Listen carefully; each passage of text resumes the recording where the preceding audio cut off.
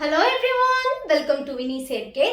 இன்னைக்கு இந்த வீடியோல நான் ஷேர் பண்ண போறது என்ன அப்படினு பாத்தீங்கன்னா கெரட்டின் ட்ரீட்மெண்ட் வந்து வீட்லயே எப்படி பண்றது அப்படின்றது தான்.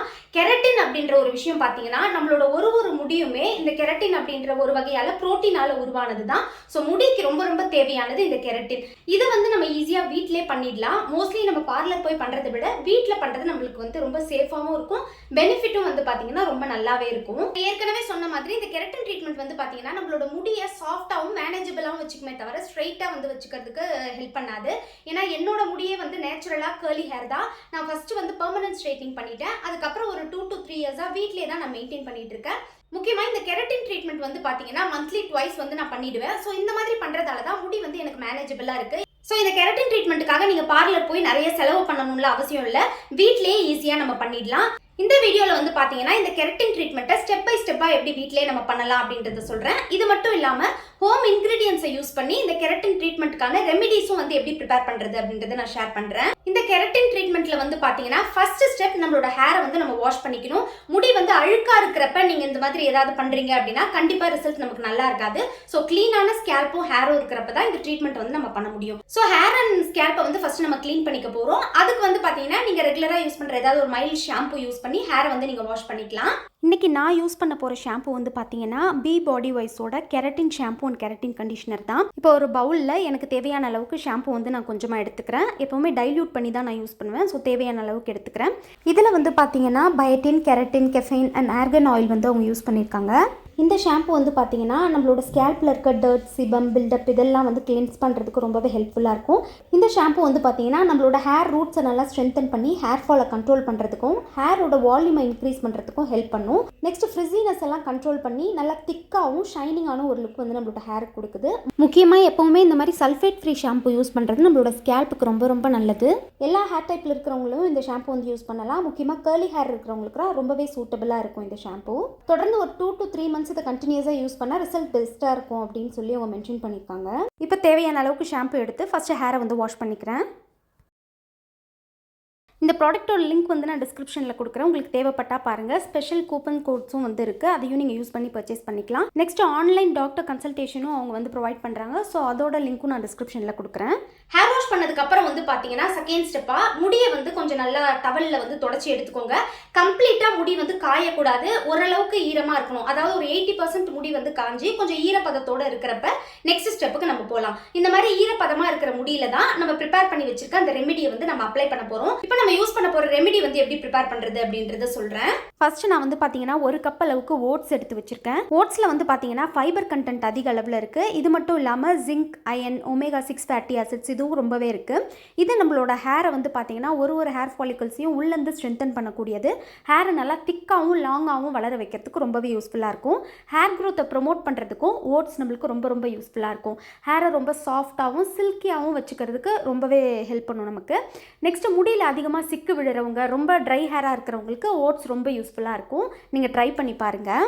என்னோட ஹேர் லென்த்துக்கு 1 கப் அளவுக்கு ஓட்ஸ் நான் எடுத்து வச்சுருக்கேன். அடுத்து நமக்கு தேவையானது sweet almond oil. Almond oil வந்து பார்த்திங்கன்னா நம்மளோட முடியோட ரூட்ஸை வந்து நல்லா ஸ்ட்ரென்தன் பண்ணக்கூடியது.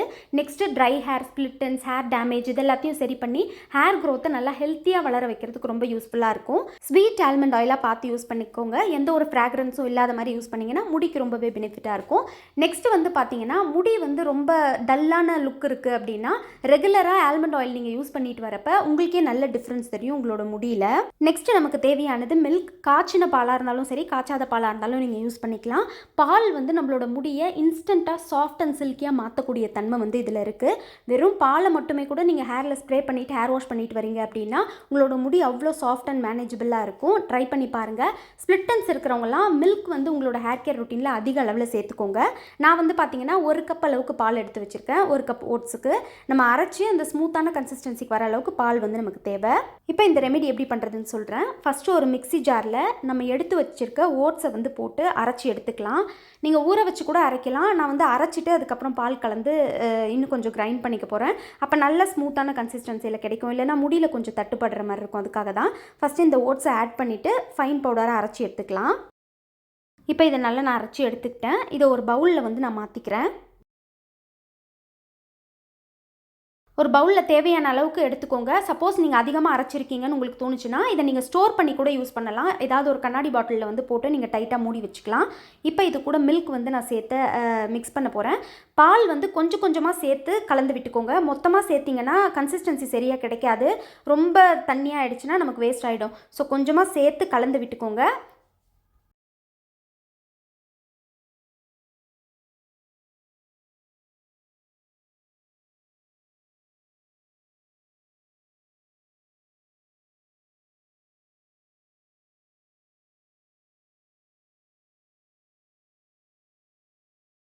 இப்போ இன்னும் கொஞ்சம் பால் சேர்த்து நல்லா மிக்ஸ் பண்ணிக்கிறேன்.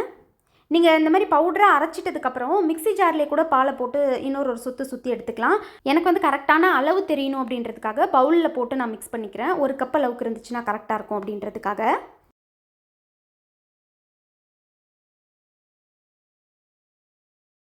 இப்போ மிக்ஸ் பண்ணதுக்கப்புறம் பார்த்தீங்கன்னா நான் மிக்ஸி ஜாரில் வந்து இதை ஆட் பண்ண போகிறேன். எனக்கு அது ஒரு கப் அளவுக்கு வரல. ஸோ மீதி இருக்க பவுடர் கூடயே இதையும் வந்து நான் சேர்த்துக்கிறேன்.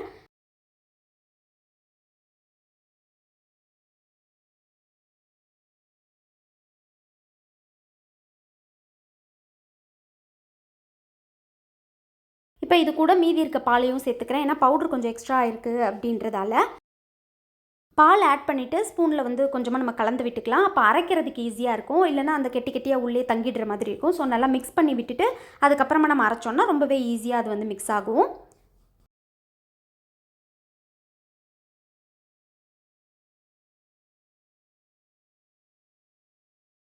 இப்போ கலந்து விட்டதுக்கப்புறமா நம்ம எடுத்து வச்சுருக்க ஆல்மண்ட் ஆயிலை வந்து இது கூட ஆட் பண்ணிக்கலாம். உங்களுக்கு ஆயிலி ஸ்கேல்பாக இருக்குது அப்படின்னா 1 ஸ்பூன் அளவுக்கு சேர்த்துக்கிட்டா போதும். நான் ஒரு 2லேருந்து 3 ஸ்பூன் அளவுக்கு சேர்த்துருக்கேன். என்னோடது ட்ரை ஹேர் அப்படின்றதால. இப்போ இதை வந்து பார்த்திங்கன்னா நல்லா நம்ம திரும்பவும் வந்து கிரைண்ட் பண்ணி எடுத்துக்கலாம். அரைச்சி ஒரு பவுலில் வந்து மாற்றி வச்சுருக்கேன். இப்போ இந்த ரெமெடி ரெடி ஆகிடுச்சு. எப்படி யூஸ் பண்ணணும்னு சொல்கிறேன். நான் ஆல்ரெடி சொன்ன மாதிரி ஹேரை வாஷ் பண்ணிவிட்டு பாதி அளவுக்கு உங்கள் முடி ஈரமாக இருக்கிற அளவுக்கு முடியை தொடச்சி எடுத்துக்கோங்கன்னு சொன்னல. அந்த ஈரமான முடியில் 2ஆக பிரித்து இந்த க்ரீமை வந்து நீங்கள் அப்ளை பண்ணிக்கலாம். நல்லா ஸ்கேல்ப் ஃபுல்லாக அப்ளை பண்ணிவிட்டு அப்புறம் உங்களோட ஹேர் லென்த்துக்கு அப்ளை பண்ணிக்கோங்க. அப்ளை பண்ணிவிட்டு ஒரு 30 மினிட்ஸ் அப்படியே விட்டுடுங்க. 30 மினிட்ஸ்க்கு அப்புறமா ப்ளெயின் வாட்டரில் நல்லா வாஷ் பண்ணிக்கோங்க. உங்களுக்கு தேவைப்பட்டால் திரும்பவும் ஷாம்பூ அண்ட் கண்டிஷனர் யூஸ் பண்ணி நீங்கள் ஹேரை வந்து வாஷ் பண்ணிக்கலாம். இந்த மெத்தடில் நீங்கள் ஃபாலோ பண்ணி ஹேரை வாஷ் பண்ணதுக்கப்புறம் பார்த்தீங்கன்னா அவ்வளோ ஸ்மூத் அண்ட் சில்கியாக இருக்கும். விசிபிளான ரிசல்ட் உங்களுக்கு ஃபர்ஸ்ட் வாஷ்லேயே தெரியும்.